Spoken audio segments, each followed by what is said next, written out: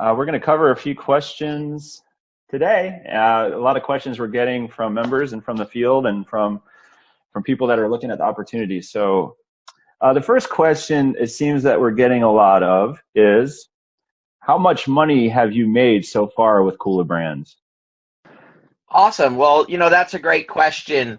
And in a typical home-based business, that's a really important question to ask somebody when you're getting involved with them.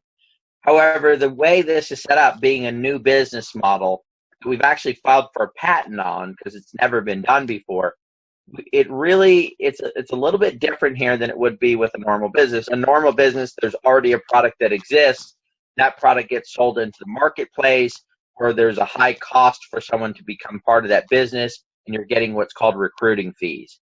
With kulaBrands, we actually don't pay any recruiting fees, and that's why we've been able to keep the cost down for someone to get involved with the company and become a part of it. But because we're in the process of developing true lifelong residual income, it takes a little while for these things to develop. So we're taking products with the entire community, meaning the kulaBrands community, our members being involved in it, and we're taking those all the way through a process, and that takes time. So it's not like just a typical business where you're just going to buy an existing product.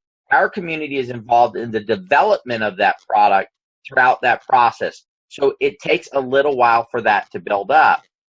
And the nature of what we're doing being lifelong true residual income, if you understand the entertainment industry, let's say movies, music industry, what happens usually is an artist will put out one movie and they'll get some royalties from that, and then over time put out a second one and a third one and a fourth one.